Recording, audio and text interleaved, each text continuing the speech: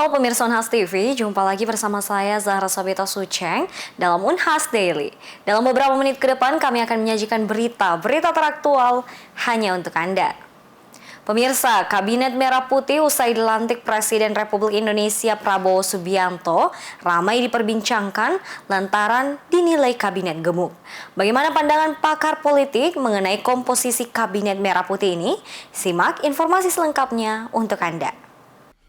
Presiden Republik Indonesia Prabowo Subianto melantik 48 menteri, 55 wakil menteri, dan 5 pejabat setingkat menteri dalam susunan Kabinet Merah Putih periode 2024-2029 pada Senin 21 Oktober 2024. Jumlah menteri dalam Kabinet Prabowo Subianto dan Gibran Rakabuming Raka ini lebih banyak dibandingkan Kabinet Presiden Joko Widodo yang hanya berjumlah 34 menteri.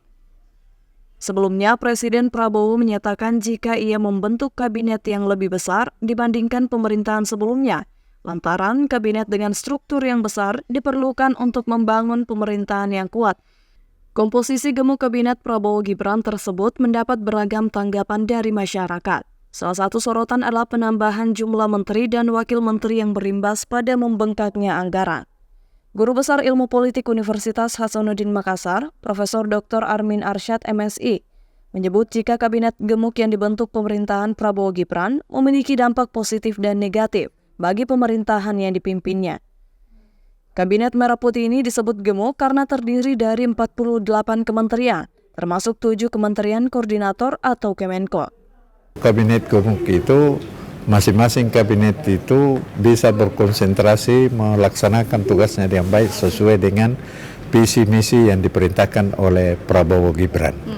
Negatifnya itu terlalu banyak anggaran yang digunakan untuk menjalankan visi misi itu, kemudian bisa menyulitkan koordinasi dari penyelenggaraan fungsi-fungsi dari masing-masing menteri yang tadinya satu dipecah menjadi 2 atau 3 kementerian. Meski penambahan kementerian dan pengangkatan kepala badan hingga staf khusus kabinet dapat berdampak pada peningkatan kebutuhan anggaran untuk menjalankan pemerintahan, namun Profesor Armin menilai penambahan tersebut juga bisa menjadi langkah positif, di mana pemerintah melakukan pengelompokan permasalahan yang ada sehingga dapat lebih fokus dalam mengatasi berbagai persoalan tersebut. Rahmatia Ifaisyah Rahman, Unhas TV. Pemirsa, dalam upaya pencegahan stunting di Indonesia, Universitas Hasanuddin Makassar menyatakan komitmennya untuk bekerja sama dengan Badan Gizi Nasional untuk menghapus stunting di Kota Makassar. Universitas Hasanuddin bertekad menjadikan program ini sebagai bagian dari pengabdian kepada masyarakat yang dimulai dari Kota Makassar. Kerjasama ini memfokuskan diri pada penyediaan makanan bergizi gratis, edukasi kesehatan, dan pendampingan kelompok rentan untuk menghapuskan angka stunting di Kota Makassar. Rektor Unhas, Profesor Dr. Insinyur Jamaluddin Chompa MSc, menegaskan jika Unhas telah bertekad untuk menjadikan upaya menghapus stunting sebagai program pengabdian kepada bangsa. Nantinya akan diterapkan pula di seluruh wilayah Sulawesi, juga Indonesia, sehingga bukan hanya mengurangi, tetapi menghapus angka stunting dari Indonesia. Jadi pemerintah melalui Badan Gizi Nasional ini memang bukan hanya untuk makanan bergizi gratis di sekolah-sekolah SD, SMP, dan juga bahkan mungkin sekolah SMA, tapi juga untuk yang preschool, bahkan untuk kelompok-kelompok rentang dan penting, termasuk ibu hamil dan bayi tentunya, ya. Sehingga melalui Badan Gizi Nasional nanti kita akan tetap berkoordinasi dan berharap ada kerjasama yang signifikan. Tapi intinya adalah bahwa Unhas sendiri telah bertekad untuk menjadikan ini sebagai program Universitas Hasanuddin untuk pengabdian kepada bangsa. Kita mulai dari Makassar, program untuk menghapuskan angka stunting di Makassar. Dan insya Allah ini akan juga kita replikasi ke seluruh wilayah Sulawesi, seluruh Indonesia. Kalau ini kemudian kita bisa jadikan contoh yang baik di dalam rangka secara serius, bukan hanya mengurangi tapi betul-betul menghapuskan angka stunting dari Indonesia. Rektor Unhas menambahkan, jika program ini akan dijalankan secara terpadu dengan melibatkan seluruh mahasiswa untuk meningkatkan kesehatan ibu dan anak, khususnya di Makassar. Program ini diharapkannya menjadi langkah nyata dalam memerangi stunting. Menurut World Health Organization, WHO, atau Organisasi Kesehatan Dunia, stunting merupakan gangguan pertumbuhan dan perkembangan anak yang ditandai dengan tinggi badan anak yang lebih rendah dari rata-rata anak-anak seusianya. Stunting disebabkan oleh kekurangan gizi yang berlangsung dalam jangka waktu yang lama. Feni Septiani Samuel, Unhas TV. Festival Komunitas Seni Media atau FKSM 2024 menghadirkan 24 karya seni media dari berbagai daerah, mulai dari Jawa hingga Papua. Salah satu seni khusus di FKSM 2024 ini adalah Hujan Khatulistiwa. Berikut informasi selengkapnya untuk Anda. Indonesian Heritage Agency bersama dengan komunitas-komunitas seni di Indonesia kembali mengadakan Festival Komunitas Seni Media atau FKSM 2024 di Benteng Rotterdam, Makassar, Sulawesi Selatan dari tanggal 3 hingga 9 November 2024. Acara ini menghadirkan pameran seni media, pertunjukan silang media, pertunjukan musik, diskusi publik, tur kuratorial, dan juga aktivitas bersama komunitas Makassar. Acara ini gratis dan terbuka untuk umum. Festival Komunitas Seni Media telah berlangsung sejak tahun 2015 dan diselenggarakan di berbagai kota di Indonesia, seperti di Bandung, Pekanbaru, Samarinda, Bengkulu, hingga Lombok, untuk menjangkau masyarakat dengan cakupan lebih luas dan membuka kesempatan bagi banyak orang untuk menikmati seni media. Jelajah Jala dipilih menjadi tema FKSM tahun 2024 untuk memahami bagaimana sejarah, mitos, dan teknologi berkembang di kota Makassar. Jelajah yang mencerminkan perjalanan dalam menggali sejarah panjang Benteng Rotterdam dan kota Makassar. Menurut kurator FKSM 2024, Ignatia Nilu, Jala merujuk pada makna jaring sebagai simbol teknologi laut dan jaringan komunikasi. Kenapa saya harus mengangkat kisah Toakala? Karena mungkin teman-teman di Makassar, di Maros mungkin kurang atau belum tahu kisah-kisah dari Toakala. Kan biasanya kita kenal cerita-cerita rakyat dari Pulau Jawa, Pulau Sumatera, tapi kita sendiri di Makassar kurang tahu kalau ada juga kisah yang lebih menarik gitu.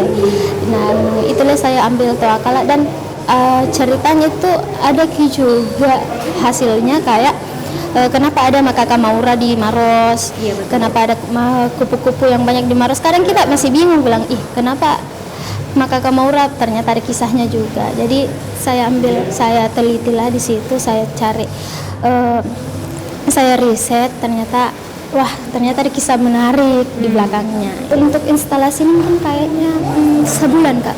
Sebulan ya? Iya. Ini bahan-bahannya apa aja? Nah, karena ini semua menggunakan kain bekas. Ini semua kontribusi dari teman-teman yang dulu ikut di workshop saya. Nah, sebelumnya itu saya sering mengadakan workshop dengan pembayaran kain bekas. Jadi syarat untuk ikut workshop bersama Horakraf atau saya harus memberikan kain bekasnya sebagai alat ganti bayar. Nah, semua alat ganti bayar itu kita jadikan bahan untuk membuat instalasi ini, Kak. Oke. Berapa orang nih Kak yang terlibat dalam untuk yang terlibat membuat ini ada 6 orang, tapi untuk pengumpulan bahan hampir 50 orang yang kita terima pakaian bekasnya untuk dibuat instalasi ini. FKSM 2024 ini menghadirkan 24 karya seni media dari berbagai daerah, mulai dari Jawa hingga Papua, yang membawa cerita, gagasan, dan sudut pandang yang beragam tentang Indonesia. Terdapat 7 seniman individu, 4 kelompok, dan 13 karya kolaborasi. Salah satu karya khusus dalam Festival Komunitas Seni Media 2024 adalah Hujan Khatulistiwa yang berbahan dasar baja, jaring, dan strips LED. Karya tersebut merupakan hasil kolaborasi antara seniman Iwan Yusuf dari daerah istimewa Yogyakarta dan Nara Lab dari kota Makassar. Iwan mengungkapkan alasannya memilih awan karena Makassar punya karakter awan yang unik dan sebagai penegasan bahwa bentuk eksplorasi tidak hanya di darat tapi juga di langit. Zahra Sabita Sucheng, Rizka Fraja, Unhas TV. Pemirsa, orang yang mengalami deja vu merasa seperti pernah mengalami sebuah situasi sebelumnya. Apakah itu hanya suatu fenomena atau sebagai tanda masalah saraf? Simak keterangan ahli berikut ini. Suatu situasi yang membawa seseorang merasa seperti pernah mengalami sesuatu sebelumnya, padahal baru pertama kali mengalaminya dikenal dengan deja vu. Dan dejavu ini merupakan fenomena yang sering dialami banyak orang. Diungkapkan dosen psikologi Universitas Hasanuddin, Susi Susanti, SPSIMA, dalam neuroscience, dejavu dianggap sebagai hasil dari kesalahan memori di otak, khususnya di area lobus temporal yang memiliki peran penting dalam pengolahan memori. Kita berangkat dari memahami dejavu dulu begitu ya. Nah, dejavu kan adalah pengalaman yang seperti sudah pernah kita alami padahal masih baru gitu ya. Nah, di dalam neuroscience sendiri banyak dibahas kalau dejavu itu adalah salah ingat begitu ya. Jadi kesalahan dalam memanggil memori yang sudah ada, utamanya di lobus temporal ya. Lobus temporal kan ada yang namanya hipokampus yang memang berfungsi untuk proses pembelajaran, ingatan dan kesadaran. Pengalaman dejavu memang umumnya normal dan dapat terjadi pada siapa saja, terutama pada usia muda. Faktor pemicu seperti kelelahan, tekanan, atau tingkat hormon dopamin yang tinggi bisa memperbesar kemungkinan seseorang mengalami dejavu. Dikatakan Susi Susanti, bagian otak yang berperan dalam proses ini adalah hipokampus, serta area prefrontal yang membantu mengoreksi kesalahan memori dalam situasi dejavu. Kalau secara normal gitu ya, kalau menurut kita dejavu kan sepersekian detik kemudian menyadari, saya seperti dejavu gitu. Itu adalah peran otak bagian depan atau prefrontal, atau yang memori jangka panjang yang sudah memberitahu bahwa ini tuh pengalaman baru gitu. Jadi kayak yang membenarkan gitu ya, yang mengoreksi kesalahan ingatan tadi untuk membawa ke kondisi yang sebenarnya yang sekarang ini yang sedang terjadi. Sebenarnya dejavu ini hal yang normal begitu ya. Barangkali bukan melihat sering atau tidaknya, dia bisa menyadari itu sebagai dejavu atau tidak gitu. Nah, ketika dia sudah tidak mampu membedakan atau kesulitan gitu ya kembali ke kesadaran yang sebenarnya, barangkali mungkin di situ yang nanti jadinya bermasalah. Dosen yang menggemari neuroscience ini menambahkan, setiap pengalaman yang kita temui disimpan dalam memori otak. Saat menghadapi situasi serupa di masa depan, otak akan memproses secara lebih cepat dan tepat.